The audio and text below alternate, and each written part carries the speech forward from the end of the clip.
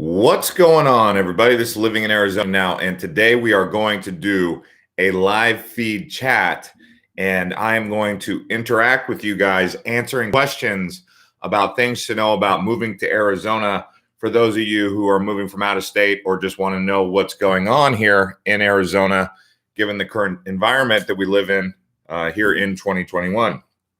So the thing that I'm going to talk about here, I'm going to allow you guys to do a super chat. What a super chat is if you ask a question, it stands out more when you do a super chat. Sometimes they tip $5, $10.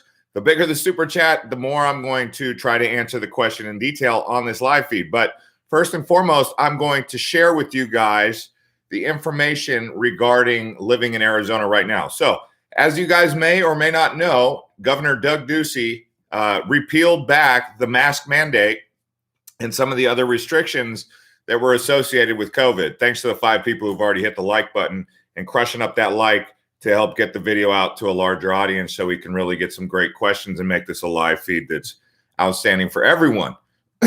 So with that being said, today I went to an establishment and they didn't require a mask. No one in there was wearing a mask, and I didn't need to wear a mask. It was my choice if I wanted to wear a mask, and it was the workers' choice if they wanted to wear a mask, but people didn't want to wear a mask, so no one was wearing a mask. Now, I did go into some chains, some corporations. There are corporations that do have a corporate mandate that require them. Here's another example. I went into the UPS store. The workers were wearing the mask, but the patrons who were coming in and out were not required to wear a mask. So different corporations have different plans, but it's up to each individual business what they will do about the mask. So let us know what you guys think of that idea. But I found it to be quite free. I thought it was good for freedom purposes to allow people to have the free choice. You know, that saying, my body, my choice. Okay. My body, my choice. If I choose to wear a mask, I have that choice. If I choose not to, I have that choice. So I think that people like that. They also made it to where everyone can get a vaccine. Okay. If they're 16 years or over, they're no longer doing the stage rollout for the vaccines. Pretty much, if you can get an appointment, no matter how old you are, or if you have predisposition to any sort of disease or anything, you don't have to have any conditions. You get a free shot. They're doing it at the Cardinals Stadium, Grand Canyon State University, and a few other places. So that's pretty good for people who are trying to get a vaccine. Also pretty good for people who don't want to wear a mask. They think they're suffocating, whatever the case may be. More than anything, is just going back to more free and liberating situation. If you want to get a vaccine, you can. If you want to wear a mask, you can. If you don't want to wear a mask, you don't have to in most places that you patron. Anyways, so thanks to the 23 people who've already hit the like button. Now we're going to talk about moving to Arizona, talking about the market. I think it has stabilized a bit.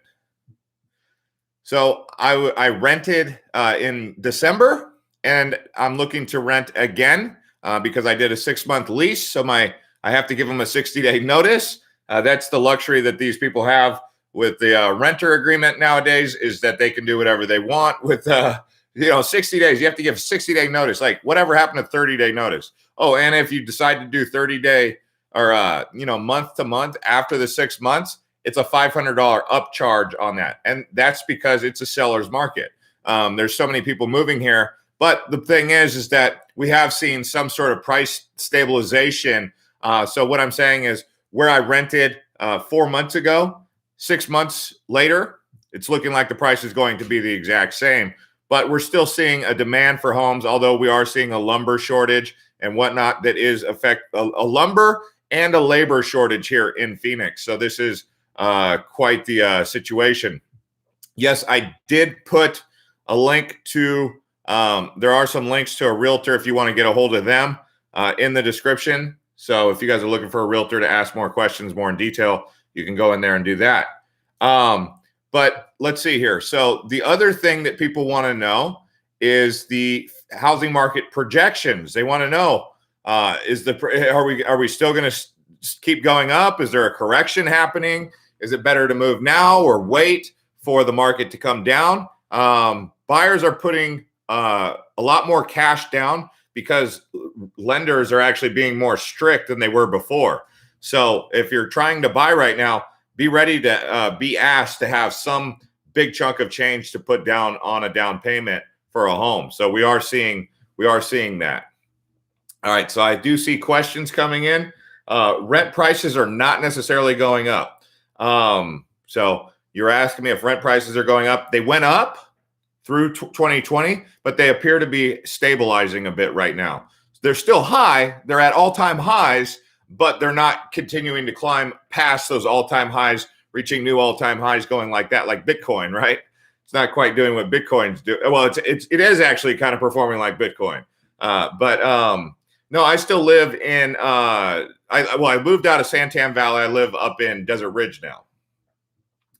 Desi says, I'm moving to AZ at the end of April from Houston. In Houston, we have 10,000. Okay.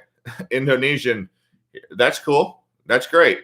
Yeah, we have lots of diversity here as well in our state. I don't know exactly what was meant by that, but yeah, that's cool. Oh, you're talking about the diversity. There's a lot of diversity. Yeah, we have all the diversity here in Phoenix that you would have anywhere else. In fact, I would say we probably need more immigrants. I know that's going to be unpopular with some people, but one of the things that's happened out here is there's a labor shortage. And whether you guys want to admit it or not, there's not a lot of Americans lining up to go clean hotel rooms as maids, go be dishwashers, go be janitors, go be construction workers in 110-degree heat. And so it's true. It's true. I mean, you guys can argue with me tooth and nail. Also, there's not a lot of Americans trying to go out there and bend over backwards to go pick tomatoes in the fields with the farmers. So when they cut off the borders really strict, that labor force that was coming from south of the border that was willing to do those jobs, they're just not here right now. And that's why they can't build homes fast enough, because that labor force is not here. And that's why when you're calling on someone to come build a patio deck in your backyard, you're paying them $40 an hour instead of $12 an hour. So, I mean, so I would say, yeah, you do want to have some immigration coming in, because that's where a lot of, just as America's always had, the cheap labor force coming from immigration. Now, those immigrants eventually have kids and their kids go to college and then they, get paid more. But yeah, it's got to be legal immigration, but they need to have more legal access to immigrants, because right now there is a labor shortage and it's getting bad. I don't think you guys know what's going on in the kitchens. I mean, I know this for a fact. They are hiring people who are homeless off the streets, okay, to go work in gourmet kitchens right now. And you don't know that right now because you're not in the kitchen.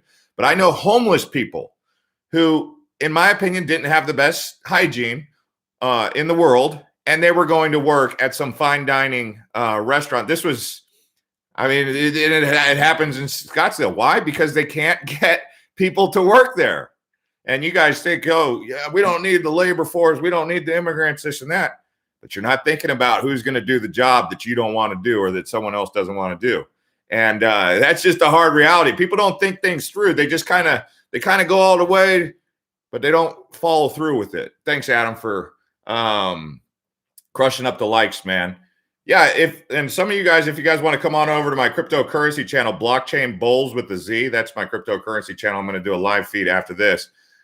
But let's get back on subject with the housing market here and talking about where the hot market is. So Austin, Texas is number 1 in the country right now. Guess what's number 2? Phoenix, Arizona. Number 3, Nashville, Tennessee. Number 4, Tampa, Florida. Number 5, Colorado. There is one place on planet Earth that you will probably never, ever find me, and that will be Denver, Colorado. I will never live in Denver. It would take a lot to get me out there, and I'll tell you why. People from Denver, Colorado have some of the most sour attitudes, and I'm not the only one who said this. I know I sound like kind of rude, whatever, but and you also have to look at, there's a lot of depression out there in Denver and Boulder, and it's just not a very savory place. I went there recently, and I remember when I was at their airport, I was just like, I'm not coming back to Denver. Now I would go to the Rockies, sure. I'll go to Breckenridge, I'll go to Aspen, much nicer up there. But there's something off in Denver, and I just don't understand it. So keep moving to Denver all you want. In fact, Austin, Texas, when I went there, I wasn't too impressed. Nashville, so. Tampa, I love Tampa. I love Clearwater. I love Tampa. I love Sarasota. St. Petersburg's a great place. Dunedin, that whole area, Tampa Bay, the whole Tampa Bay area, I would totally live in Tampa Bay. I probably wouldn't necessarily live in Nashville. It's kind of like Austin, Texas. Austin, Texas, and Nashville are like brother and sister cities in my opinion, or they're siblings. But out of that list there, I'll take Phoenix and Tampa Bay over pretty much everything else on that list. The only other place that I would consider would be San Diego. San Diego's like San Diego, Orange County. They're okay. Although I would definitely take San Diego over Orange County, even though I do like Dana Point, Laguna Hills, and all that, but it's too expensive. But Houston, I would consider Houston. I'm just looking at the list here, and then there's Las Vegas, Seattle. Seattle's nice, but it's too cold up there. Anyways, so I just wanted to put that list out there. But Phoenix is number 2 on that list, just behind Austin, Texas. San Diego is super expensive, and the quality of homes, it's actually a lot of older homes out there.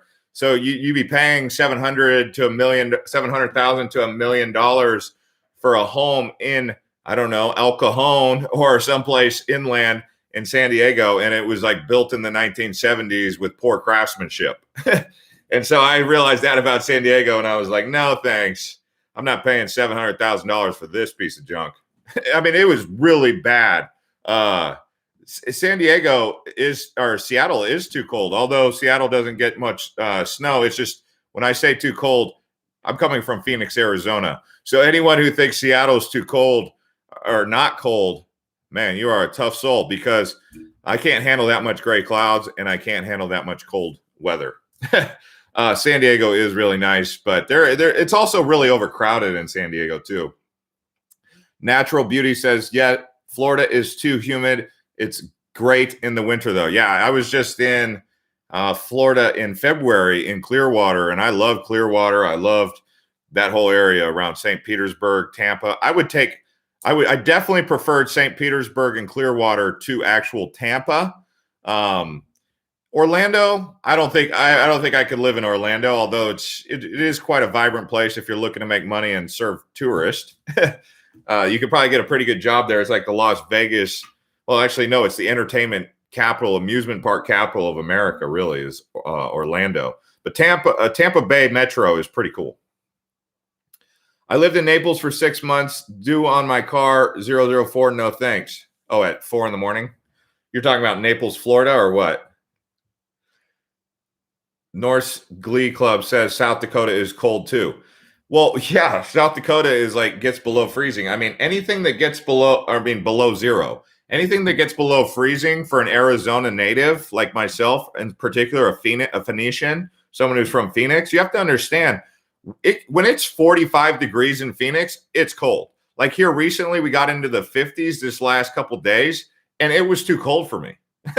I mean, I'm from Phoenix, truly. If you guys don't understand what it means to live in Phoenix, when it gets 110, 115, 4 or 5 months out of the year, and then we get a really mild winter, maybe a couple cold spells every once in a while, maybe like 2 or 3 cold spells. But for the most part, in the winter, we're in the 60s and 70s, and that's cold for some people.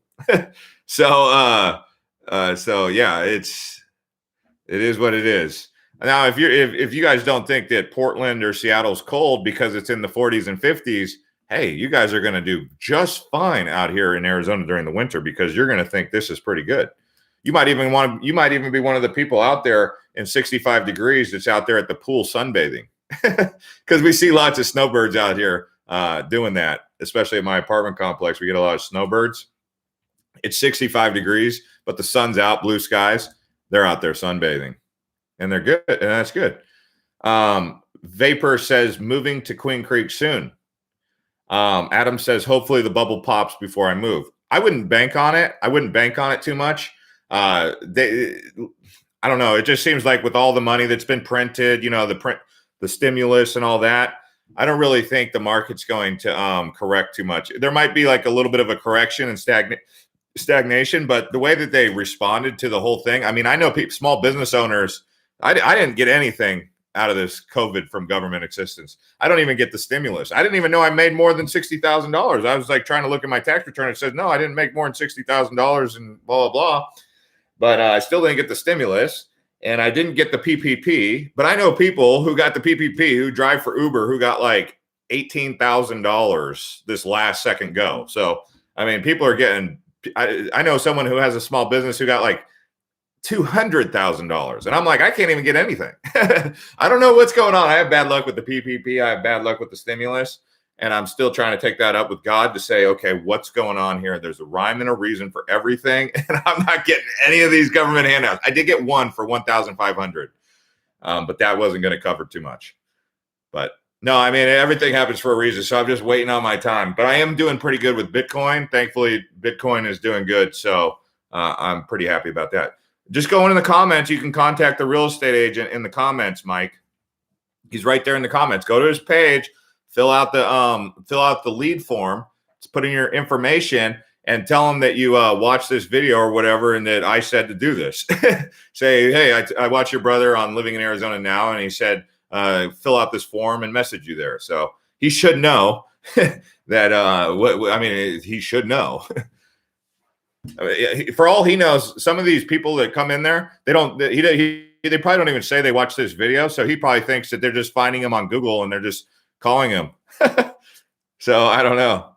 But let's see here. Adam says, I'm single. Where the Arizona ladies at? They're in Tempe and Scottsdale. The ladies are in Tempe and Scottsdale. There's a couple areas in the West Valley, like Peoria, Surprise. You can get some ladies, but most of the time, if you're trying to get some ladies, if you're a single man and you're looking for single ladies, yeah, you want to be in Scottsdale or Tempe. I mean, it's right there from basically like Shea Boulevard, actually Kierland, from Kierland, which is Greenway, on Scottsdale Road, all the way down until Arizona State University. There's single ladies. And the older ladies, if you want older ladies, they're going to be in Scottsdale. You want younger ladies, go to the college where Arizona State is. Hopefully that answers some questions for you guys. Yes, I am drinking the blue Red Bull.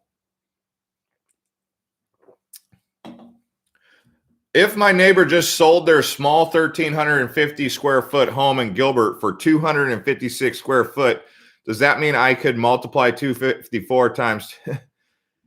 Seems really high. Oh yeah. I mean, Jose, man, if you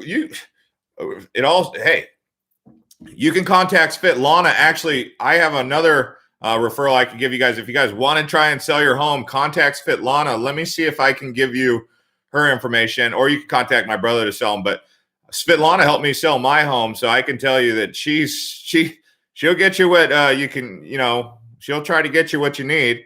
I'll put a link here for Svetlana so you guys can contact her. She's another real estate agent. Just say you watch this show and that I referred you guys, and she'll know.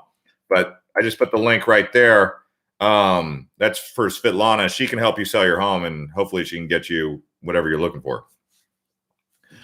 She'll talk to you about those square feet numbers. I'm not the guy to talk to about that because I don't want to get into real estate. I was trying to ignore the whole numbers game because I didn't want to get tempted to jump into real estate, because I do get inspired by numbers.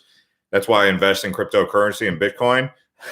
But I didn't want to get too much into that. So I was just like, yeah, whatever. Just this is my bottom line. Give me the bottom line. But yeah, when you crunch numbers like that per square foot, you probably could get that. Or at least ask it, and then they push the price down over a couple months if you don't get what you're asking for. But I heard people are getting 20, 30, 35%, 20% more than what they were asking or thought their home was worth. So if they thought their house was worth 400, they were getting like 450, almost 5, because it was becoming a bidding war on the home, and people were so hungry to move out here and get the heck out of wherever they were coming from. I was like, wow, man, it must be coming from terrible places like Minneapolis and Boston. I don't know, wherever the bad places are that they were trying to get the heck away from. I don't know why. I think Boston's great. I would love to go to Minneapolis. I haven't gone there, but I was like just amazed that people found it to be so miserable where they were at that they would pay 20% more on top of an already inflated price. Like the price is already sky high. And then for them to go into a bidding war to pay 20% more just to outbid the other person, I was like, That is when I knew that I was like, we're in a bubble. I was like, we got to be in a bubble here. I got a text here. Farmer's Almanac is predicting a pretty mild summer this year for Arizona. Hopefully that's true. That's good. I was kind of hoping that El Nino was coming around. I mean, I would say that we are getting cold. Like last year, we weren't this cold this late into March. Or if we were, I didn't remember it. Maybe it was April. But I feel like we're a little bit cooler later in the year this time around, which made me think, because I've seen an El Nino in Phoenix where we were getting pretty cold weather into May. Not like real cold, but I mean, yeah, cold enough to where it was like, that's cold, and that's called an El Nino. So I was hoping we could be in like an El Nino, and I would love for us to have a real amazing monsoon season. So if the Farmer's Almanac is calling for a mild summer, maybe that means more monsoons. And as you know, I love when the desert gets rain. I absolutely love when the desert gets rain. It's really important, in my opinion. Where in Arizona you can recommend a place for a lot of greeneries? Coming from Dubai. Greeneries. Oh, greenery, like you mean like trees? Well, you could get forest up in Prescott. Southern Arizona has a lot of areas like that are at 5,000 feet elevation around like Sierra Vista, Tubac, even though Nogales near the border. I mean, I think it's beautiful down there.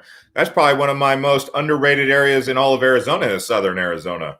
We're talking the Southern Arizona wine country, Sonoita, Patagonia, that whole area is just beautiful scenery. If you're going down there expecting to go do like some partying and everything, forget about it. It's just beautiful scenery. It's relaxed. It's the great wide open. You're just going to have wide open land where the clouds are there, the blue skies, the horses roam freely. That's Southern Arizona on the border down by Mexico. Everyone thinks it's all desert down there, but they got high elevation thanks to the 58 people who crushed up the likes. Hit the like button if you guys are interested in pumping up the like button for me. I said I'm going to be answering questions, so if you guys super chat me, I'll be answering your question more directly. Chandler is good. What do you think of 55 plus mobile home communities in Apache Junction? There's a ton of them in Apache Junction. Apache Junction, Mesa, lots of mobile home parks out there. Again, in the summertime, you're not going to like it out there because it's going to be hotter than it's going to be hot. It's going to be hotter than Hades. Okay. So yeah, you guys are asking about my brother's real estate. Just go onto the website, link in the description. If you go on there, that's his lead form. That's him. I put his website link there. So you guys click on that link in the description and you fill out that lead form. And what that does is it tells him that you're looking for homes. And then he reaches out to you. I don't know what he does. I don't know how a real estate agent does it. I imagine he says, "Hi, Dave. Hey, Joe. Hey, Sandra. How are you doing? We'd like to, what kind of home are you looking for? Where's the price range? Where do you want to live? Do you know where you want to live?" But if you're going to fill out the form, just be ready. The housing market is pretty high. So be expecting $300,000 as a bare minimum for a decent place. You can get cheaper homes around like Maricopa, maybe Buckeye. But for the most part, $300,000 is going to get you in the door, and you're probably going to need to have a down payment. And don't shoot the messenger, because I'm just the one trying to help you guys get a home because, hey, I might even buy here soon because, I was kind of like, well, maybe the market's going to go down. But then I was like, well, that's a risky game to play, So I was just like, I just decided to, I might just actually buy myself if I can find a really good deal, especially if I can find a condo. I'm probably going to buy a condo because I know worst case scenario is if the market did pop, I'll at least be able to rent it out. You get it? Because if the market does pop, what's everyone going to be looking for? Rentals.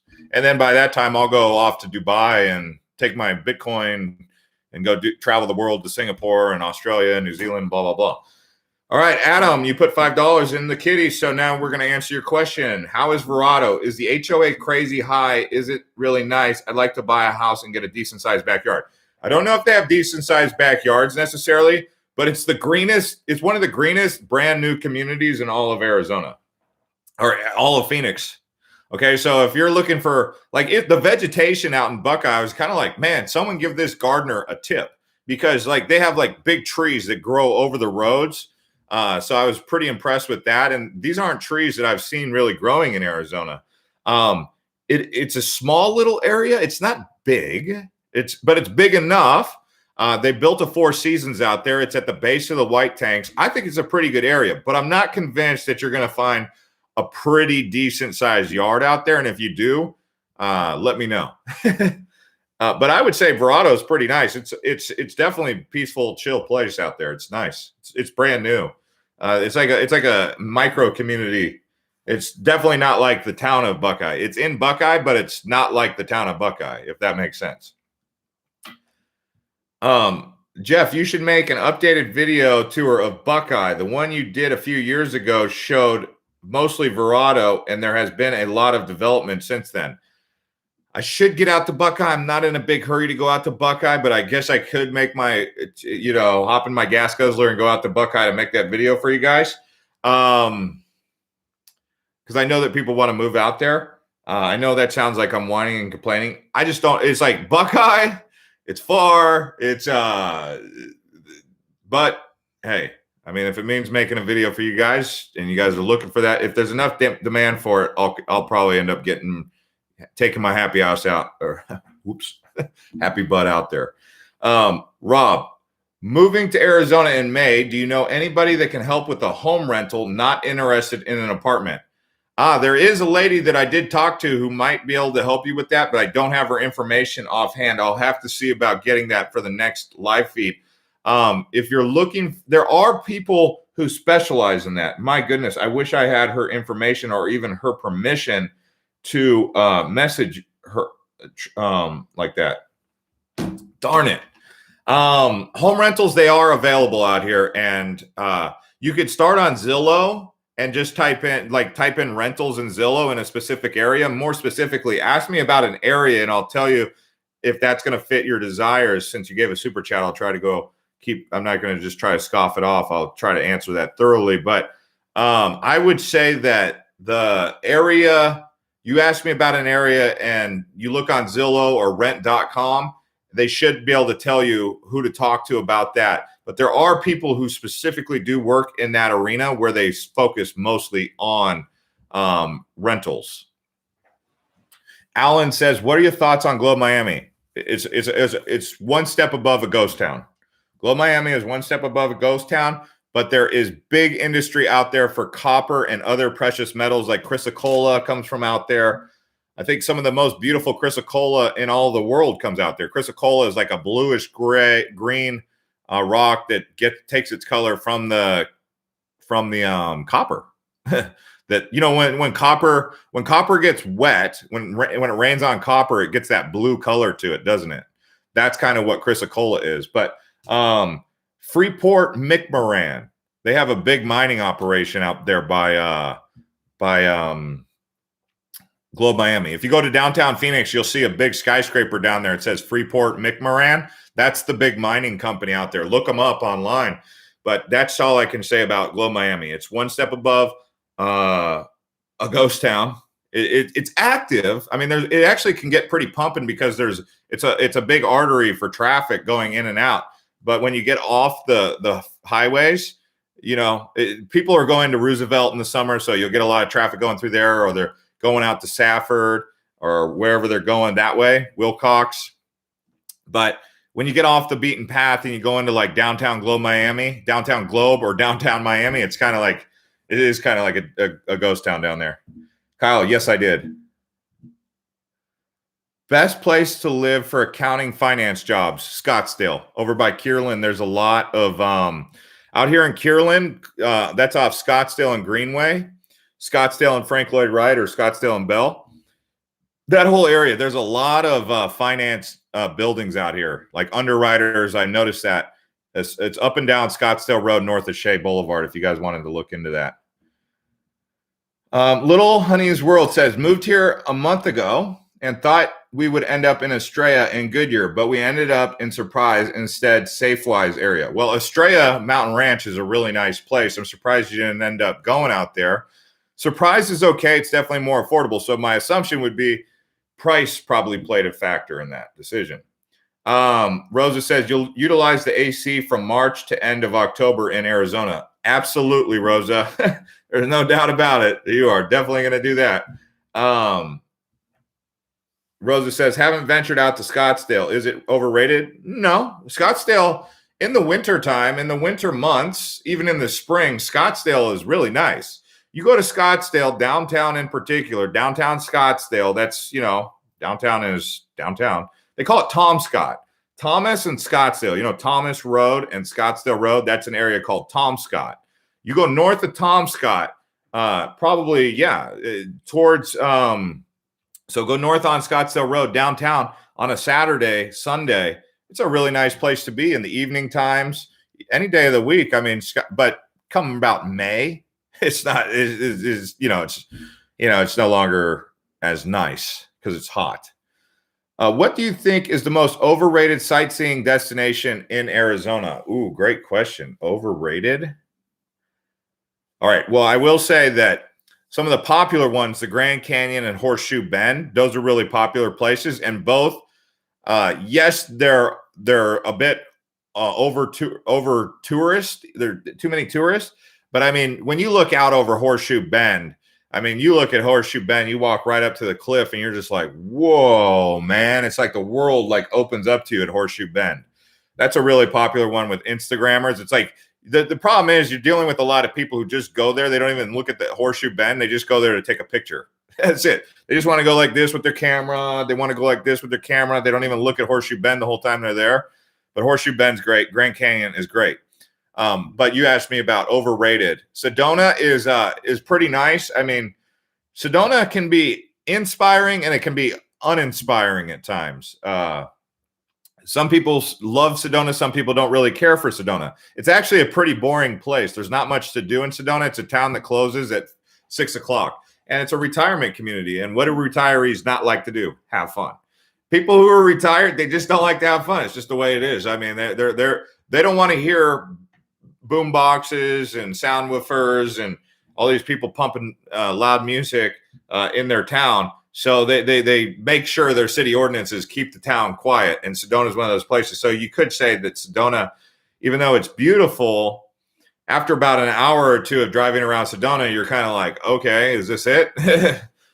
Well, if you go up to the river and you go to Oak Creek or whatever, you might like it. Or you go to Verde River, you might like it. Or you know what you're looking for out there. It's pretty good.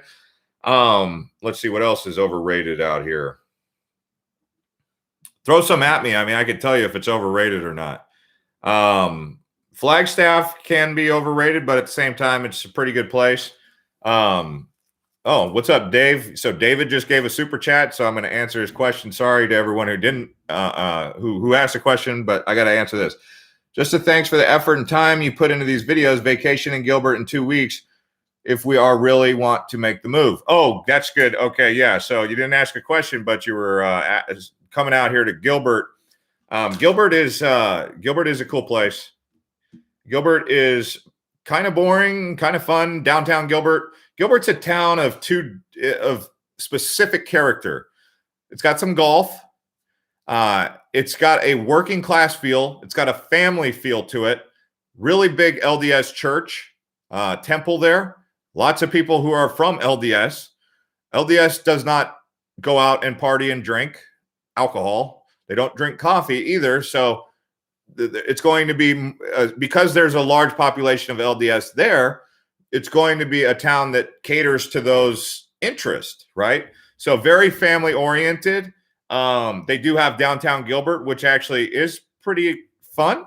It can get going. But Gilbert is really clean, pure lifestyle, very safe. And a lot of that has to do with the people who live there, the LDS church. They're a very wholesome community. Kyle, love Gilbert. It's the Irvine of Arizona. Yeah, it is pretty nice. Comro says pump Dogecoin. Dude, if you're still pumping Dogecoin, I've moved on beyond Dogecoin. I'm like, there's so many other ways to make money. Like, it's like people are still into Ripple. It's like, dude, you could have made 10x while you're sitting there married to Ripple. Rob says, best location for family and schools. Good question. Gilbert, Scottsdale, Chandler. There you go. Best four-season cities to live moving soon. Best four-season cities? You're talking about in Arizona, so you'll get 4 seasons in Prescott. You'll get 4 seasons in Flagstaff. You'll get 4 seasons in Pine Top. Sedona, you could say, gets 4 seasons. But again, Sedona is going to be really expensive. If you want a poor man Sedona, and I say that not necessarily because you're a poor man, I'm saying that if you don't want to pay the Sedona prices, but you want to be close to Sedona, check out places like Cornville or Cottonwood. You might be able to get something pretty good over there. Happy Camper says, what are suggestions of buying new construction in Chandler? There's not a lot of new construction happening in Chandler. Most of the new construction, I mean, there is some, but most of the new construction is happening out in the far West Valley, Buckeye, Surprise area. Or if you're needing that Chandler area, you could find new construction out in Mesa, East Mesa, like Eastmark, out there by the airport, Williams Gateway, or Queen Creek is having a big building boom. Queen Creek is where the building boom is happening in Santan Valley. Como says, Jeff, having lived in sunny places like Hawaii and Arizona, do you ever wish you could experience a true winter, or hell no? Hell no? No. I can do a true winter for 7 days. After 7 days, I'm ready to get the heck out of Dodge. And that's not me trying to be a snooty person. It's just something about me and that cold weather. So I can do for 7 days, but after then, I'm like, I thought about going to Alaska, but I'm like, should I go now or should I wait? I'm going to wait because I want to go to Alaska, but I don't want to go there when it's really cold because I know how I am. I like snow for a couple days, but after a couple days, I'm kind of like, I got to get out of this. So no, I'm not a big fan of ice cold winters. And I don't know what you mean by ice cold winter. If you mean like, I don't know, weather in the 30s, heck no, that's worse. If it's going to be that cold, it might as well be snowing. And I don't think I could do snow for any more than 7 days anyway. David says, leaving a good job and nice house to start over in Scottsdale is nuts, but it's the plan. Okay. Start over in Scottsdale. You'll be fine out here. I mean, there's plenty of jobs, especially for salesmen. If you're a salesman in Scottsdale, you'll make a lot of money, whether you're working at the car dealership or who knows what you could possibly do. Natural Beauty, she's giving a super chat, so thank you to her, and I'm going to pay attention to her now. The best warm weather in winter town for a young snowbird who wants a family, thinking of living there for a winter in a few years. I need ideas. So you want a warm weather in winter town, okay? So Phoenix, the Phoenix metro area, Tucson also. Thinking you're looking for starting a family. You might like let's see here. You might like Peoria. There's a lot of singles near Air Force Base, Luke Air Force Base, but I know a lot of people, like a lot of girls who have dated military. I'm ex-military myself, but I know a lot of girls who dated ex-military or military, and they'll say they didn't never again. But Air Force, I think they're okay. I mean, so you should be able to have quite an abundance of men. Peoria would get, this is what you would get in Peoria, because you're saying you want to start a family. When it comes to men, I'm a single straight man, so I'm not looking at men, but I do know what you can find out there. Okay, so I'll tell you what's out there. In the springtime, you get baseball players, and so you get a lot of baseball players, like AAA players trying out for this. So you get like this opportunity to land maybe a ball player, because I know I had a girl telling me that in the springtime, she's single. She gets a lot of baseball players out there in Peoria because I think the Mariners and the Cleveland Indians go out there for spring baseball. So during that time of year, she gets to kind of see if she can find a pro baseball player. Also, the Air Force Base, Luke Air Force Base out there on the west side. So I guess you could get Peoria Surprise. And then you have just the regular old guys, the transplants and the locals maybe. So if you're a single lady, I mean, Peoria might be a good place for you. Yeah, I'm not looking for men. I mean, I'll take a couple guy friends. I mean, that's fine. But You know how it is, right? Rosa says military never again. Yeah, see, so they hear military and they're like, no. But as someone who's former military myself, I don't know if we call them ex-military. I understand your concerns. I mean, I've dealt with some basket cases, but I think everyone, you get some PTSD, I guess, is what you get with the military guys. But not everyone's the same. You can get some pretty. I sometimes I'll meet military guys and I'm like, man, I only get along with ex-military guys or former military guys. And then sometimes I'll meet military guys and I'll be like, man, former military guys have some serious mental problems. Who knows where I fall into that basket, right? So I mean, I'm definitely not perfect. Thank you. I love the wet East Coast and can't take the colds and snow. Yeah, so. I mean, anywhere in Phoenix, if the idea of possibly dating a baseball player sounds good during spring training, what we have right now in the month of March, pretty much every year, we get spring training and single ladies around the baseball stadiums on dating apps like Bumble or Hinge or Tinder. I guess the baseball players go on there. I don't know what those guys are looking for. Maybe they're looking for just a fling. I don't know. Maybe they're looking for their love of their life. I don't know what they're looking for. But they're on those dating apps, and I know this because someone told me that. And like I said, right now we're in spring training. So to all you ladies who want to date a baseball player, now's your chance. March in Phoenix. Thanks, Rosa. Let's see. Adam says Rosa, single guy here. Peoria is nice. I like Lake Pleasant area. Yeah, Lake Pleasant's pretty nice. Aaron says, what are your thoughts on scorpions and spiders in Phoenix and their accessibility to getting in the houses? I'm going to answer that question really directly. I don't even think twice about that stuff. I don't even think twice about it. It doesn't even cross my mind. I mean, I don't want to live in a place where there's an outbreak of scorpions, so I might pay small attention to that component, but I don't even think about it. It's like, I don't know where you're from, and I understand why you're saying that because, the social media, even this channel's talked about it to where it hyped it up a little bit. Snakes, scorpions, blah, blah, blah. I would say I'm probably more worried about rattlesnakes than I am anything because when I'm in the desert hiking around, I'm always like walking by a bush or a rock or something, and I'm like, I don't know about that. I don't know about that. So I kind of like, I'll either run really quickly or I'll like make sure my eye is like full on like scanning the area, make sure like if I'm going to go through there, if there's anything in the bushes. But spiders and scorpions, I don't pay any attention to that. It doesn't even cross my mind. It's not a big deal. Now I don't want to see them. I'm not into seeing them, but that's how like irrelevant spiders and scorpions have been to me. What's your perfect spots for camping? Yeah, I'm going to make a whole video on camping, but I like to camp on the Mogollon Rim. With summer, it depends on the year. Like camping on the Mogollon Rim in the winter, no thanks. I don't even think you can. Camping on the Grand Canyon during the winter, not going to happen because Kaibab is for the most, especially the North Kaibab, is closed. But in the summertime, if you can go up into Kaibab and you can camp up there on the north rim of the Grand Canyon, I love that. If you can go camping, any of the lakes, I like going up there too. You know what's a good chill spot if you want to, like where the Arizona locals go, right? You guys want to go where the locals go? Go to Apache Lake. That's where the locals go. But you're going to be dealing with locals, and I don't necessarily know if that's a good thing. But that's the one just south of Roosevelt. You got to go Apache Trail down south. You got to go through Globe, Miami, Roosevelt down into Apache Lake. I really would say start on the Mogollon Rim. If you start on the Mogollon Rim, you'll be pretty happy. You can start camping up there by Flagstaff, like they have that Sunset Crater, maybe 1 or 2 nights. It's pretty good up there.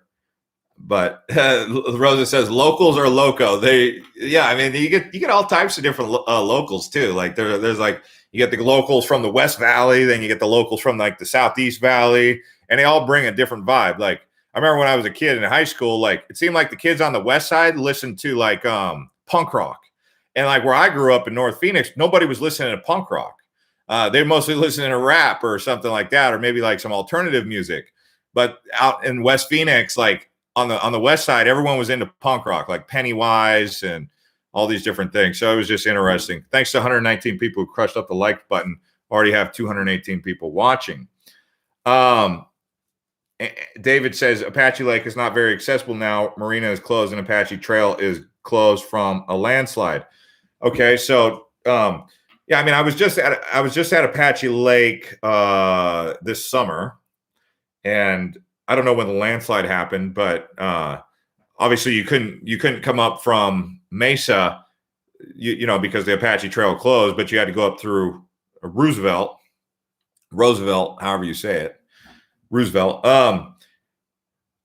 Let's see. Marvin says Phoenix will never be LA. That's the truth. Yeah. Well, I guess when someone says Phoenix is the new LA, what they're basically talking about is urban sprawl, right? Like how the whole area just basically becomes a concrete jungle and it's just city for days. And when you fly over it, it's a giant metropolis. LA has an ocean. Phoenix will never have an ocean. LA actually kind of has like a Mediterranean climate. Phoenix does not have a Mediterranean climate. We have chilly, and then we have hot. That's about it. Okay, Adam, you did do a super chat asking about IT jobs. Okay, Adam, I got you, man. Sorry about that. I missed your super chat. I'm going to come back to you. IT jobs, Chandler. There's IT jobs in Chandler. There's, I think, Doug Ducey just announced that I think Intel or one of the other IT companies. I know there's GoDaddy. It's Chandler is the place to go for the IT job, for real. Anthony says, ooh, like Chino Valley. Chino Valley, okay. Chino Valley, what about it? I didn't catch, I missed something. Fraud Police says, best place to buy with lots of land, a couple of acres of land. Do you want cheap land or do you want like you're willing to pay for land? What are you willing to pay for the land? I'd buy land if I could afford it up there in the Bradshaw Mountains up there by Prescott. I'd like to buy some land up there, but it's expensive.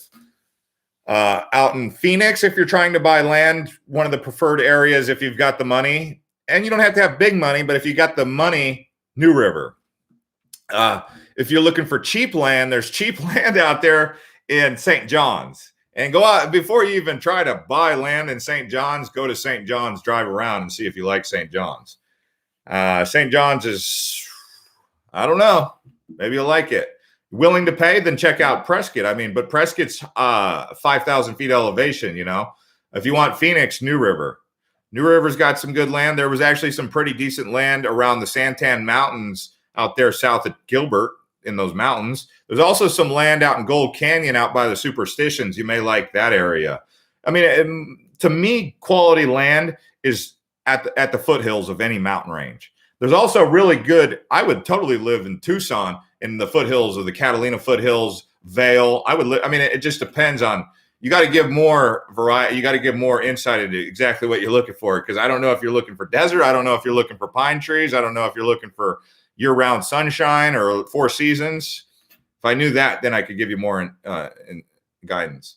Corey, super chat, $5 got my attention. Where do you go to high school? Oh, where did I go to high school? I graduated in, I went to Cactus Shadows in Cave Creek. So I graduated in 2003. We were a 3A school back then. Now I think we're like a 4A or a 5A. Monsoons can be hairy, says Lily. How's the storms in Arizona? Well, I mean, we could get some pretty good storms. Probably the most dramatic storms are when you're out of the cities and you're driving on the highways. One area that stands out in particular is over by the Petrified Forest. In between Albuquerque, I forget, it's like the old Route 66, right? So you're going from Flagstaff to New Mexico, and you're on this long stretch of road. Basically, you ever heard that song, Standing on the Corner in Winslow, Arizona? I'm a terrible singer, I'll admit it. But that area right there, you'll see during the monsoon season, you'll get a lot of storm clouds billowing over the horizon, and they dump it's like a wall of water. It kind of looks like Kansas. The way I guess it would look, you know, you'd almost say, is there going to be a funnel cloud right there? But it's kind of, it doesn't get funnel clouds too much over there. Southern Arizona gets some pretty good storms. I mean, I would say the best monsoon activity that I see is probably Oro Valley. Oro Valley can be really picturesque during a monsoon. You'll see rainbows out there. That's the Catalina foothills. I like it out there in Tucson on Mount Lemon at the foothills of Mount Lemon.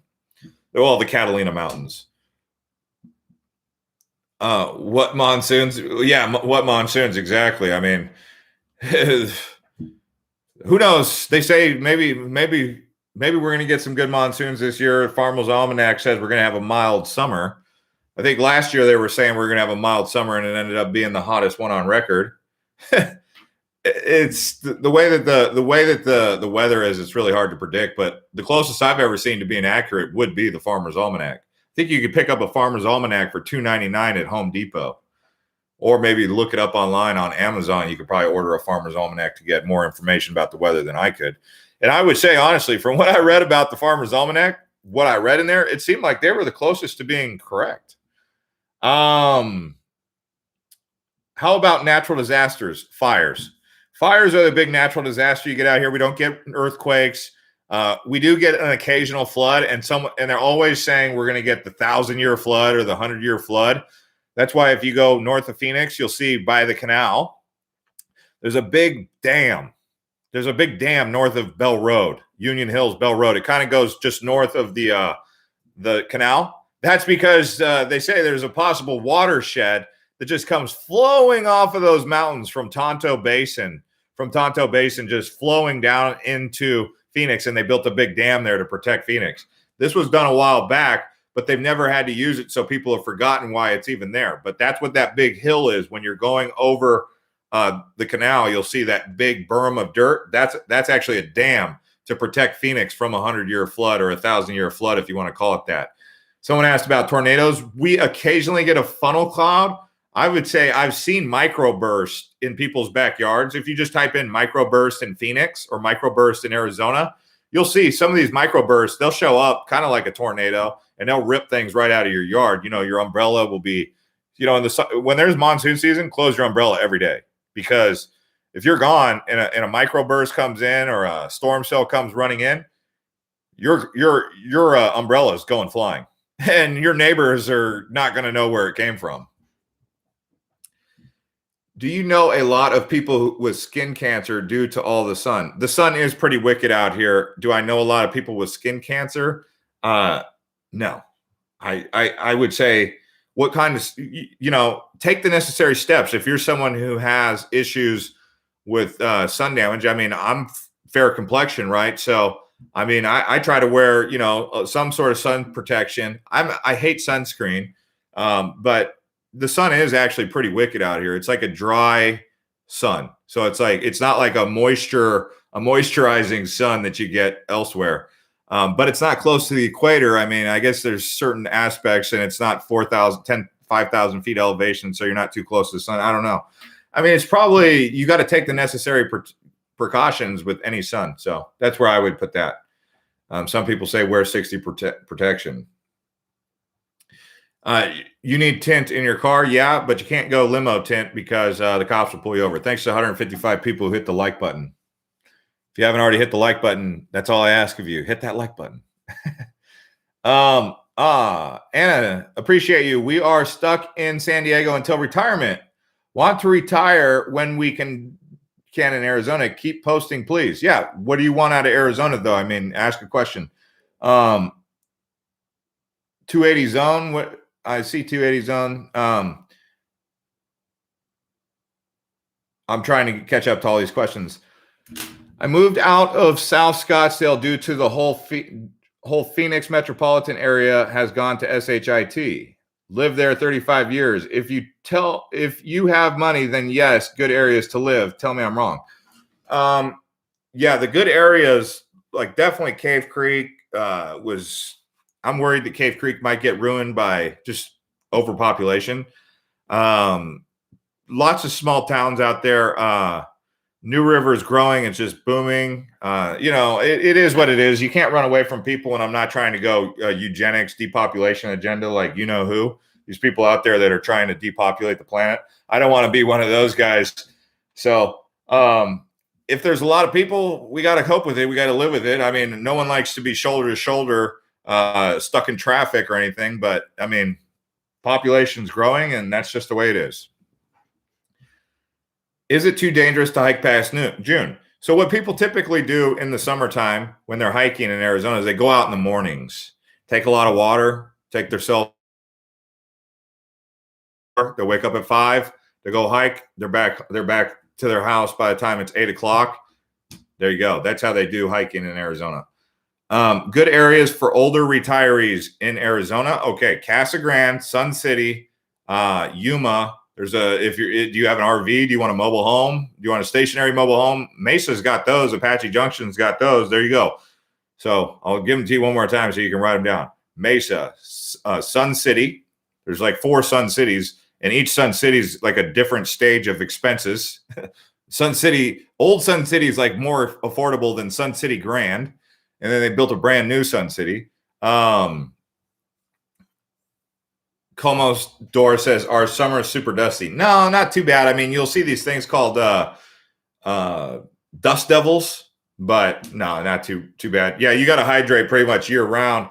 That's why I was saying previously, when you do hydrate, get those, go on Amazon and type in like IV things. They're like these little powder packs that have vitamins, or you could just get it from fruits and vegetables like celery or cucumber, something that's got, like, I think even juicing lemons. People juice, but they'll take like a whole lemon, and when they wake up, they'll take a whole lemon and they'll just squeeze all that juice right into the water, like a little thing of water, and they'll just chug that water, and that's supposedly good for hydration. I mean, instead of just sitting there constantly chugging bottle after bottle of water, which is like, it's like we're going to make a video totally about this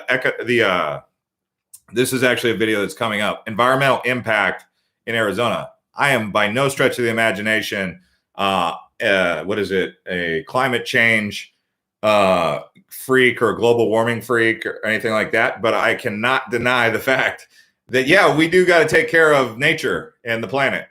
And so I'm not going to go that far left, but I'm also not going to go that far right where I'm going to outright deny that we need to look at not using drinks. Some people literally drink 3 or 4 plastic bottles of Dasani or Aquafina every day, including their Coke and their soda. And it's like, that just doesn't make sense. So yeah, I'm all on board with especially waste management. In the United States, we do waste management pretty good compared to Southeast Asia, for example, or even some islands. But Philippines, they Sub-Saharan Africa, they don't do waste management very good because they don't have the infrastructure that we have. So when they're going through plastic bottles and Dorito chip bags and all these things, they end up on the side of the road. And then when there's a flood, it all goes into the ocean, and then you end up with polluted oceans. And it's like, for how many more years are we going to continue doing that to our oceans with all this plastic waste? So waste management here in America, we do it okay because we're a developed country. We can afford to. But developing countries, India, especially where the populations are high, they don't have the waste management. They don't even have trash bins on most corners, let alone bathrooms. So, imagine being in a really concentrated area and there's not a lot of public bathrooms. And sometimes, even if you go into those developing countries, you got to pay to use the bathroom. And where do you think those people are going when they're not using the public bathroom? So these are things that are really big on my agenda. And, there's some people out there who've been talking about, there is a demand. And in order to care for the planet, you don't have to go full on left wing, climate change, global warming, blah, blah, blah. You could straight up just say, yeah, waste management and reduce, reuse, and recycle, really important. It really is. And trust me, I'm not the best recycler out there, and I got a lot to work on myself.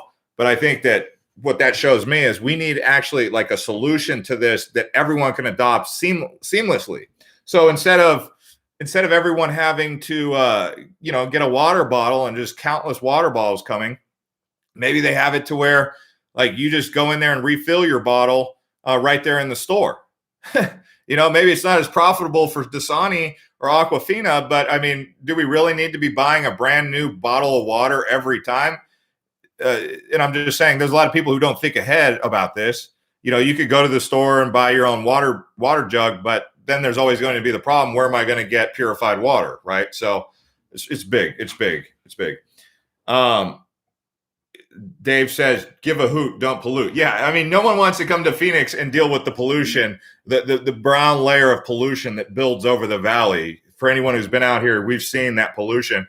It's not dust, it's pollution. I flew into Mexico City. For those of you who watch my other channel, Island Hopper TV, I put a bunch of videos, Mexico City, Yucatan, whatnot. But you fly into Mexico City, man, and I'm telling you, and they've done a really good job. They're the biggest. They're actually that's the biggest city in the Northern Hemisphere. I used to think Mexico City was the biggest city in the world. Well, come to find out, there's Shanghai, Tokyo, even Sao Paulo is the biggest city in the Americas in Brazil. But Mexico City, you fly into Mexico City, they got a big, thick layer of brown cloud. And I'm not trying to be nasty or anything, but you'll get boogers down there. That's when you're in a polluted city, your nose is not going to be like, it's not going to be like you're in Switzerland where you're just breathing in the air of the gods. And it is what it is. I mean, you get nasally out there in Mexico City. And I made a couple videos over there for those of you who want to watch Island Hopper TV. That's my other channel. But watch my Mexico City vlogs if you guys want to see that. Also watch Guadalajara. Guadalajara is actually underrated compared to Mexico City. Let's see here. Robert says, move to another country.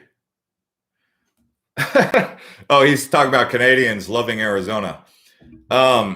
Canadians are pretty friendly. I have nothing against Canadians. The only thing I have against out-of-towners. So out-of-towners are like tourists that stay a little bit longer, which is even worse. It's like everyone doesn't mind tourists unless they start getting in your way. So then they do mind tourists. And that's what out-of-towners do out here. They come here. They basically reap all the benefits of our weather for 6 months out of the year. They cram the roads. They don't really try to make friends with anyone. They're kind of angry, cranky. They bring their attitude from wherever they're from. And then the locals end up not liking the out-of-towners, the snowbirds. And, they don't drive correctly. They just kind of clog up the roads. They don't really spend the money in the community. And so it's just like there's no real benefit for the locals to really embrace the out-of-towners. But Canadians, they seem all right. But if you're an out-of-towner and you're thinking about being a snowbird here, what I just told you is the things that make people not a big fan of out-of-towners. I mean, as a tourist myself, I know people don't like tourists unless you're spending money with them. So if you're stimulating that economy and you're spending money and you're making friends with the local businesses, you're just the people, the spirits that look over Phoenix are going to treat you really good because you're taking care of the, that's obviously hocus pocus. It sounds superstitious, but what I'm saying is if you don't just come to Phoenix and use it for its weather and you actually try to be a part of the community, you'll be okay. It's the people who come here, they just use the good weather. They're kind of cranky. They clog up the roads. They're not pleasant to be around. And then you get these locals who say, don't move to Arizona. That's it. There you go. Or they try to change it. That's all it is. I mean, it's really that simple. But people think, the snowbirds do spend money, but most of the locals don't really feel any sort of impact from that. So that's why you get these locals who don't like snowbirds. But I would say most of it comes down to the fact that it's the congestion on the roads. I don't mind snowbirds. I really like having conversations with snowbirds, actually, if they're willing to talk. But I've noticed sometimes you get people they're like not very happy people, so they might not always want to open up and have a great conversation with you. And no, not everyone has to be in a great mood to have a conversation, right? It's just when it's in abundance, that's why the locals have this little thing. And I'm speaking for them on that. That's all it is. Tacoma says, local here, moved to Arizona, just leave the politics at home. Can't wait for you guys to see my home. So much to do here. Just respect it all. So Tacoma's welcoming you to his state. What he's saying is don't come here and try and change the place. Just come in here and live here. And I think that's a fair thing. But at the end of the day, everyone's got to get along. So snowbirds, great people, especially when they're spending money in the community. People love them. And one day we're all going to be retired. And if we can be blessed enough to be snowbirds or whatnot, hey, more power to you. That's what I'd say. Sledge says crime and squatters is going out of control due to, okay, I'm not going to get into politics on this one. Anthony says, will you please talk about wine farms? Where's the best place to where they grown? Cottonwood, Sedona, and you mentioned any other places. Good question, Anthony. Southern Arizona has a lot of wine farms. You go down to past Green Valley, into Tubac, Tumaca Quarry. You go into Patagonia. You go into Sonoyta. That's in Southern Arizona. There's the area around Patagonia. There's a mountain there called Mount Wrightson. It's this big, unique peak. You can actually see Mount Wrightson from a lot of different areas. In fact, I was coming in from a plane from Cancun because I just got back from Cancun. And, you know, that flight, that direct flight, obviously it's coming over Southern Arizona, but we kind of came up north and then we slanted over through El Paso, Ciudad Juarez. But you could see Mount Wrightson in the distance. That's where Patagonia is. It's actually, to me, from the air, Mount Wrightson stands out. I think that's what it's called, Mount Wrightson. Let me look, Patagonia. But that whole area around Mount Wrightson, I believe is what it's called, is wine country, Southern Arizona wine country, as well as the Verde Valley. So let me dial in Patagonia. Oh, that's also where Madera Canyon is. So Madera, really nice place. If you guys can go up into Madera Canyon. But yeah, it is called Mount Wrightson. Wright. GHT. Mr. Carbon says, how do you get rid of scorpions? Well, for one, don't move to an area where there's scorpions, but if you do get them, call the Orkin Man. Now, there is some companies that if you pay them enough, they will get rid of those. They will, not only will they bomb the place, they'll come back again and make sure they finally get them. So, but it might cost you a little bit to get rid of them all. But the exterminator, there are some exterminators. Just type in who can guarantee 100% satisfaction to get rid of the scorpions. Because remember, scorpions are not migratory. They're not like birds. They don't like go from house to house just haunting everyone with their presence. When they're in your neighborhood or they're in your home, they're there. That's where they live. They don't like go out on the road and check out around town. So just thought I'd put that out there. Yeah, but you kill them, they just keep coming back. It's like mice. You can't. They just keep coming and coming and coming. I mean, that's how it is. $2,000 in the hole. I mean, I know someone who had bed bugs. They had like these bed bugs, and the only way to get rid of the bed bug problem that they had, because they were apparently everywhere in their house, they had to bring in this big ventilator thing, this big like pipe, like this big plastic pipe, and just like bomb the whole house. Like they had to it cost $2,000. That's why I say it. Cost her $2,000. They did it once. That was supposed to get rid of them, but it didn't work. 1 month later, she found the bed bugs again. They had to do it again, but it was covered under warranty, so she only had to pay one time, but the company had to come out and do it twice. Bed bugs are not something you want. I don't know what's worse, scorpions or bed bugs. I mean, getting bit while you're sleeping or seeing a scorpion. I don't know. Both are probably not cool. So thanks to 182 people who smashed that like button, by the way. Oh, yeah, there's coyotes out here. I mean, out here in North Phoenix and Desert Ridge, I've seen coyotes. There's a lot of coyotes in Desert Ridge.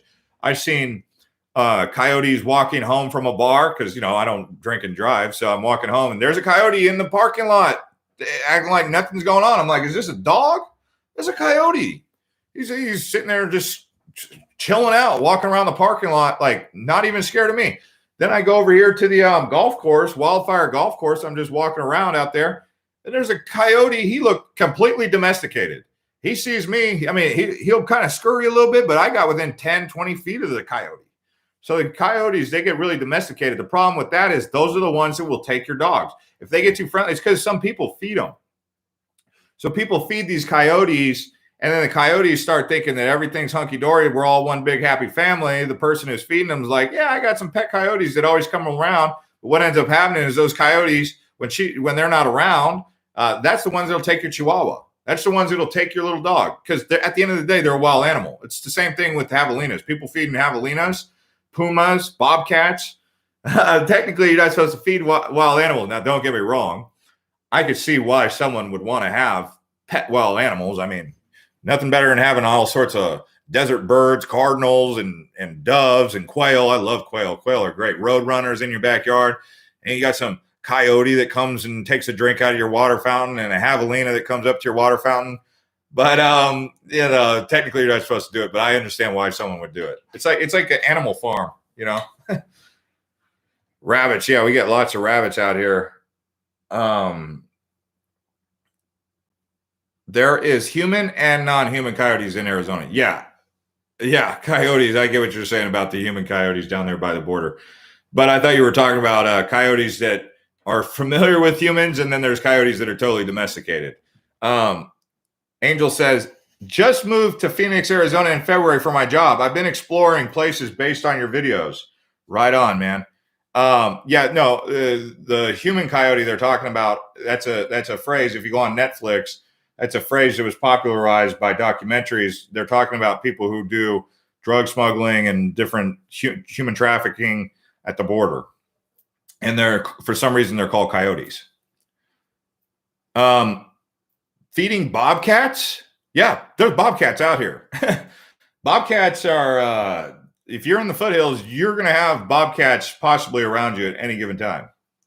The little bobcats, man. And bobcats, I'm telling you, there's got to be different types of breeds of bobcats, because I've seen small bobcats that look like the Arizona Wildcat. You know the Arizona Wildcat mascot down in Tucson? A wildcat is a bobcat. And so you look at the logo of the Arizona Wildcat, there's wildcats that look like that, bobcats. And then I've seen taller bobcats too in the wild, like tall, skinny bobcats. So we'll see. Mountain lions. Yeah, you get mountain lions. I mean, you'll be up in the mountains, like in the Bradshaws, you'll be up in the Superstitions, you'll be up in those canyons. And, in the back of your mind, you're like, I don't know, maybe up in this canyon wall here is a bobcat or a mountain lion that's stalking me. What do you know? You don't know. All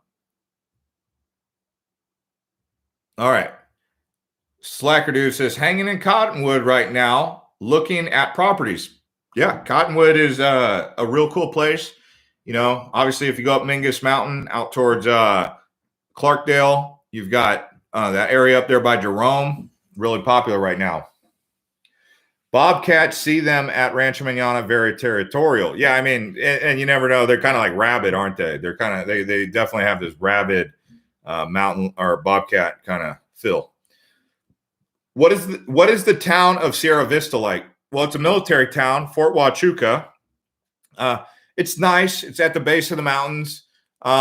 It's close to Bisbee, close to Tombstone, close to Sonoyta, close to the border. It's nice. It's relaxed. I mean, they've even they've got all because it's a military town, they've got an Applebee's, they've got a TGI Fridays or whatever, Chili's. They've got all that. And it's a military town, like I said. So you get kind of like these old gunnery sergeants out there. I don't know. You guys know how, old retired gunnery sergeants are. Friendliest guys on earth, aren't they?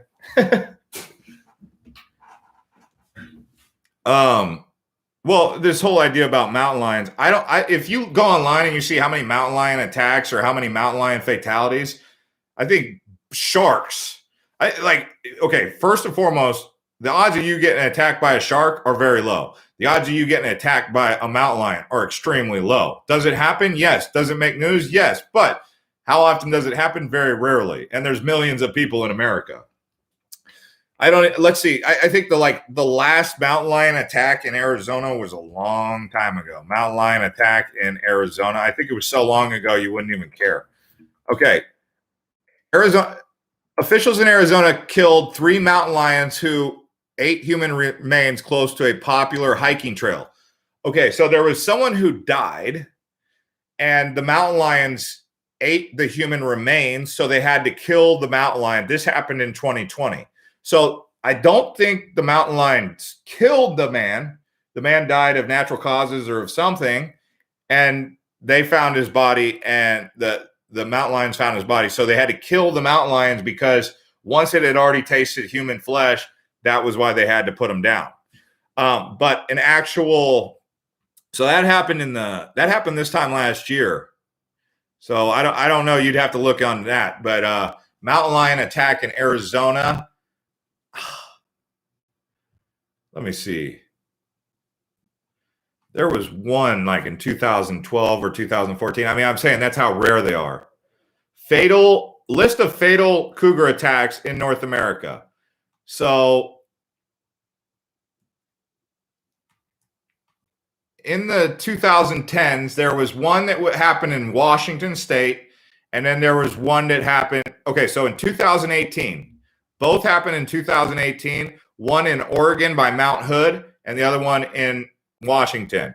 There was one in Pinos Altos, New Mexico in 2008.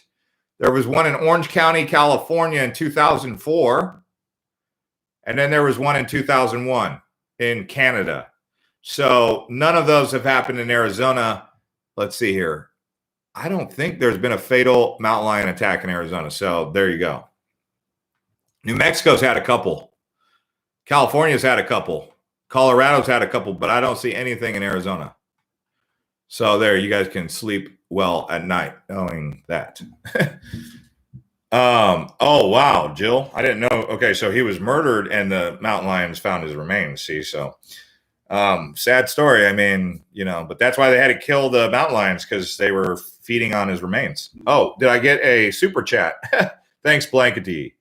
Let's see here. Too many rattlesnakes in southern Arizona. Yeah, I was talking to this old guy. He lived out here in Arizona a long time ago. He always told me that his grandpa was about to buy Scottsdale back, 100 years ago.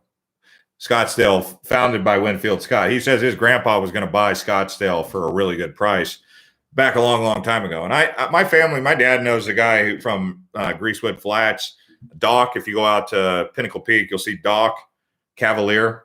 They still down in South Scottsdale, but those are old timers way back in the day, right? And then that was back before Scottsdale became like this booming, like chic, snooty, whatever you want to call it, Bill. They call it Snobsdale or Snobsville. It's not that bad, but it gets that rap of being a snooty place because people with money are there. It's not that bad though. It's just tongue in cheek, joking around. It's like a nickname. But I would say overall, Scottsdale. He said back in he used to take a dirt road from Tempe or from Phoenix to Tempe. There was a dirt road. The only thing that connected Phoenix and Tempe was a dirt road that you would have to drive all the way through Papago. Nowadays, you wouldn't even know. It's like one big metropolis in between there. And you're like, no way. There's no way there was just a road between downtown Phoenix and Tempe. Yeah, dirt road. But he was saying back then, he said there used to be rattlesnakes all over the place. Tarantulas, too. We don't really see tarantulas. But back then, he said he used to see a lot of tarantulas, a lot of rabbits, too. He said rabbits were always getting whacked by cars driving across the road. A lot of jackrabbits, a lot of bunnies getting hit by cars, and a lot of rattlers. He said you'd be driving down the road and you'd see dead rattlers. This was 100 years ago. Not 100 years ago. 50, 60 years ago, 70 years ago. Your thoughts on Buckeye area? When will they get more Whole Foods, 80 Costco's in that area? So I'm not a big fan of Buckeye. The best place in Buckeye is Verrado, and that's where everything that's cool is being built in Verrado. It's kind of like Estrella Mountain Ranch in Goodyear. Buckeye and Goodyear, I mean, if you're looking at Buckeye, you might as well be looking at Goodyear. and the two areas where if you're looking at Whole Foods, when you say Whole Foods, I automatically think Verrado or Estrella Mountain Ranch. That's all I can say about that. And I would live in either of those communities, but I would live there aesthetically, but I wouldn't want to live there for the location. The hottest months, I believe, are July and August.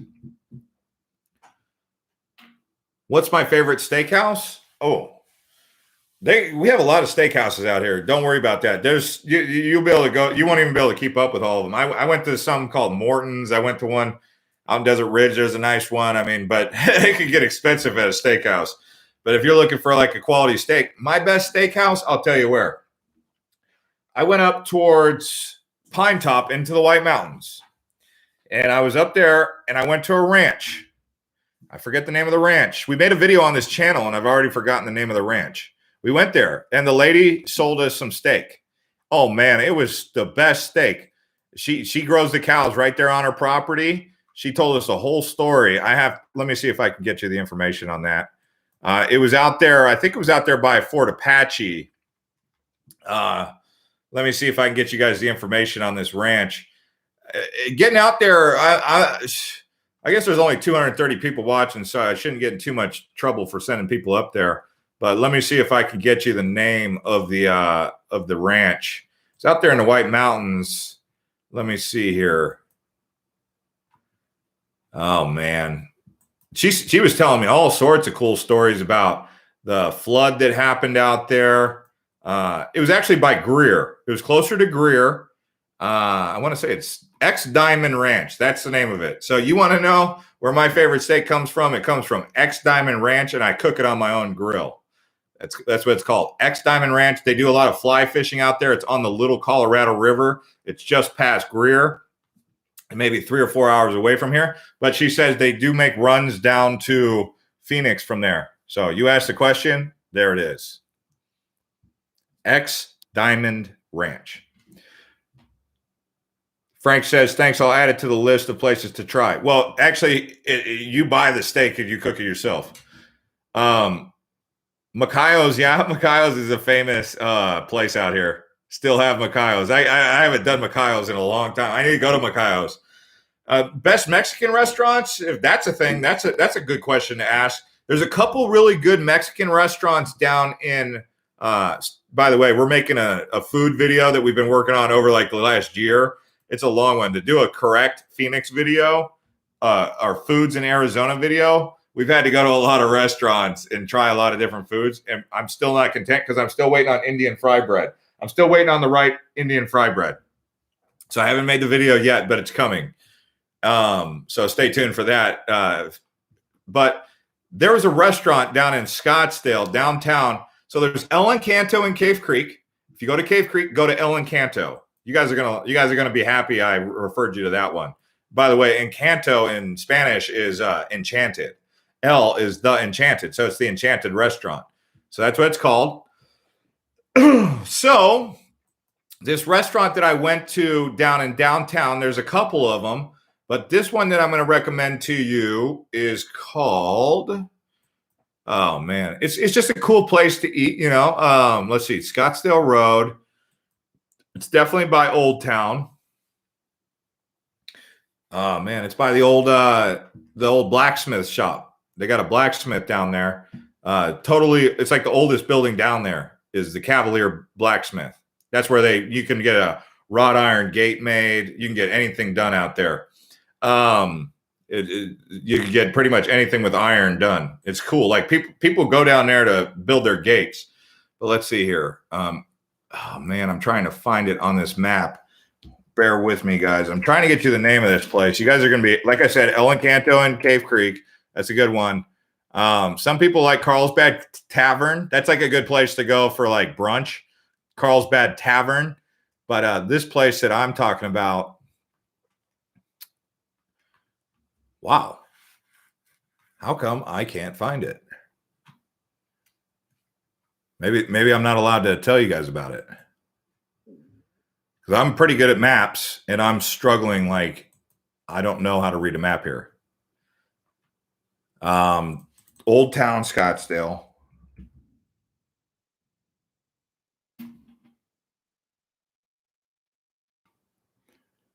Los Olivos. Is that it? It might just be it. Los Olivos. So when you're down in downtown Scottsdale, try out Los Olivos. They built a really cool like atmosphere out there. So it's called Los Olivos patio. Man, that was a hard one to find. And then right next to the old Mission, they call it the old Mission, but it's the old Adobe Mission, but it's not really that old. They have the old Mission restaurant, which is Mexican food. But you guys were talking about Macayo's, so that's why I put it out there. Is Pinnacle Peak Steakhouse still open? Is that the one at Rieta Pass, Greasewood Flats? I don't think so. Yeah. Patricia says, yes, Los Olivos is great. I mean, there's other ones if you guys want to put them out there. Yeah, McCormick Ranch has a really good restaurants. That's more for like McCormick Ranch is more for like the relaxing vibe on the lake. I think they got a Ruth's Chris or something out there on the lake, some steakhouse right there on the lake. Maybe it's called, here, let me tell you the name of the restaurant right there on the lake at McCormick Ranch. It's called the Chart House, actually. So the Chart House, I think, is a good place to go if you're looking for a steak on the lake. Steakhouses, I mean, let me see. The one that I had a steak at, gosh, you're making me all. Benihana last night. I was pretty happy with Benihana. You guys ever go there? I think it's called Dominic's. Dominic's Steakhouse. Oh, man. Trying to get this for you guys here. There's another one in Desert Ridge called Ocean Prime. There's the Keg. Yeah, Desert Ridge has a lot of steakhouses, it looks like. But I can't remember the exact name of the one that I went to.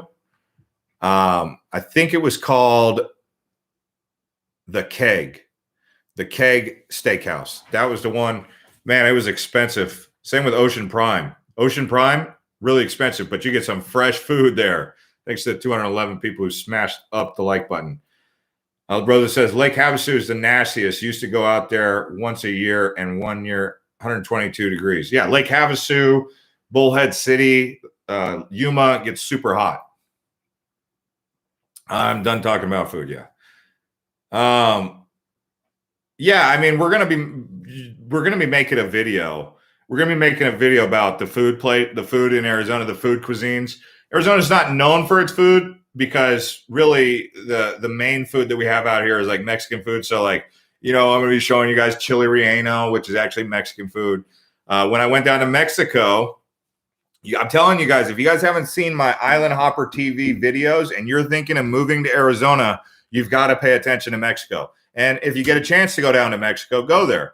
And no, it's not as dangerous as they thought. Although you'll hear these stories that'll make you think Mexico is the most dangerous place on planet Earth. And then you go down there and you're like, like the first couple of days, you're like, oh, is it safe? Is it safe? Is it safe? And then you're down there for like 2 or 3 weeks and you're like, man, Mexico is totally safe. And I'm not just kidding. I mean, you would take normal precautions. That's why you'll see a lot of expats who move down to Mexico and they live in the small towns. Actually, the most dangerous places in Mexico are the areas where there's like tourists. So, and the border, of course. The further south you go, like the northern part of Mexico, not too safe. That's been said. Okay, I'm not saying it's dangerous, but once you get down into like Jalisco, Baja del Sur, like I was looking at the statistic, it says Cabo San Lucas is the most dangerous city on planet Earth. And I didn't know that until I got back and I saw the statistic and I'm like, really? I was just in Cabo San Lucas and I was talking to locals who've been living there for 5 years. And he said he hasn't even seen a fist fight on the streets. And I'm down there and I'm like, Cabo San Lucas, in my opinion, is safe. It's safe. I was just there. And I'll tell you, I mean, I've been to Rio de Janeiro, which is not safe. Okay. But yeah, I mean, I would say that Cabo was pretty safe, and they say it's so dangerous. And I'm like, but I guess out in like certain areas, if you get into drugs, you're gonna have some problems in Mexico. So if you're one of those people who can't stay away from drugs when you go to Mexico, that's when the problems happen. But if you're someone who just goes down there as a tourista like me, you'll be fine. But I went to Guadalajara, Mexico City, all over the Yucatan. I went Puerto Morales, Cancun, Tulum. Tons of great places all across there. I went to Coba, saw the Mayan ruins, went to Teotihuacan, went to Tenochtitlan, which is modern day Mexico City. Mexico City may be a little bit iffy, but Guadalajara I found to be really safe. So I know I'm talking about Mexico here, but Mexico is pretty safe.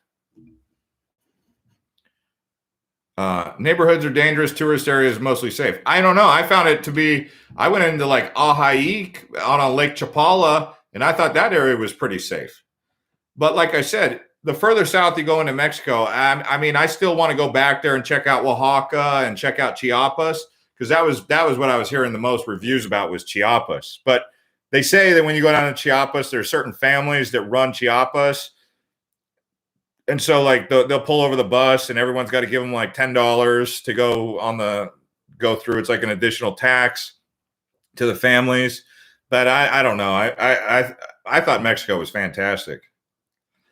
I haven't been hearing too many good reviews about Rocky Point lately, to be honest with you. People have been getting frustrated with Rocky Point, but again, that's northern Mexico. I'm going to go down there. I'm going to go check out San Felipe.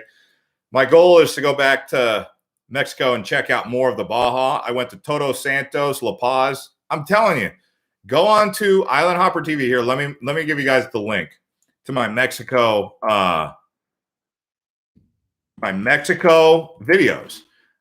La Paz, that was one of my favorite cities. Have you guys ever heard of La Paz, Mexico? It's right there on the Baja. Imagine Arizona on the beach. That's most of the Baja.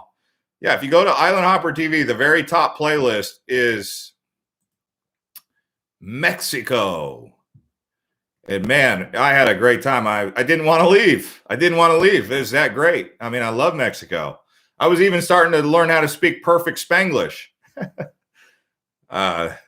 Sorry, I was trying to speak Spanish, but I just couldn't. I couldn't get it. My brain just doesn't think that fast.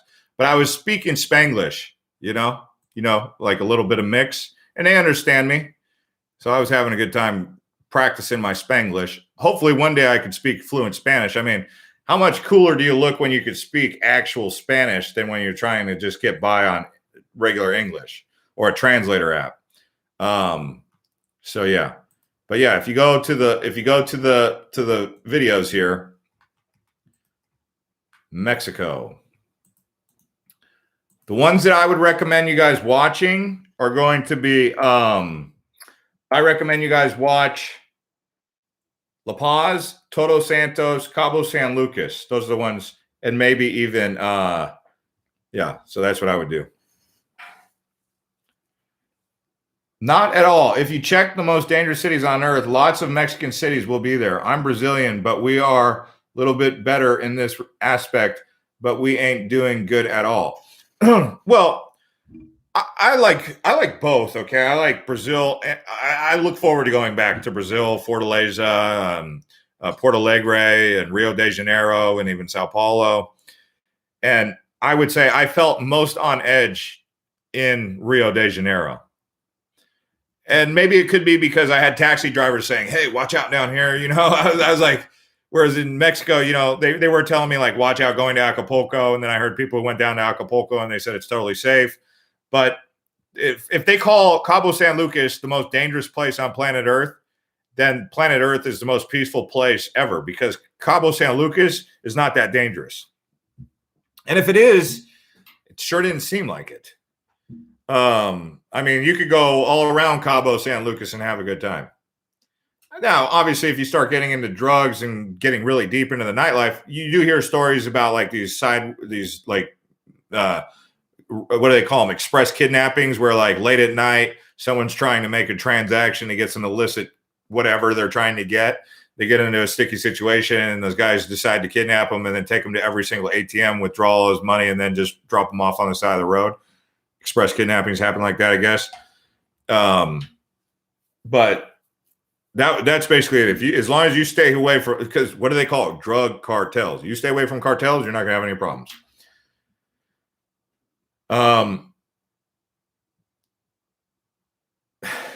Okay. Frank, yeah, the only part of LA I wouldn't want to be after dark is Watts, but I think even Watts is starting to get gentrified. Oh yeah, I mean, LA's got some of the most dangerous places I've ever been. That and New York City. New York City's got some dangerous spots too, but LA down there by Long Beach, Watts, oh dude, that is dangerous at night for real. If there's a place where like you ever feel like you're being stalked, like you're being hunted, go to Watts at night. At least that was as of like 2 years ago. Like Los Angeles, it's right by USC. I was like, who would want to go to send their kid to University of Southern California and right there in this like super dangerous area? Yeah, it was just crazy. You guys are asking about stars. You can get good stars out all over Arizona. Mogollon Rim has the best stars that I've seen. There and North Kaibab up on the north rim of Grand Canyon. Long Beach is cool, but yeah, I mean, you try to ride that metro up to Watts at night, I don't think it's very safe. And I'm speaking from experience.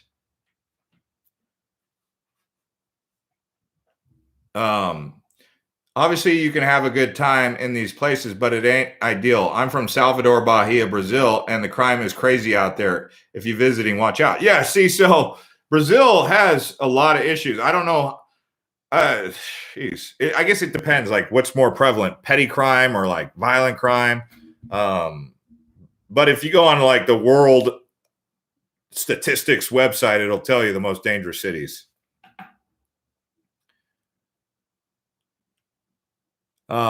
Anyways, guys, thanks for watching. It's been an hour and 34 minutes. I'm going on my other channel, Blockchain Bulls. I'm going to make a live feed over there for the cryptocurrency guys. We'll see you guys on the next one. Thanks to all the new subscribers and everyone who hit the like button.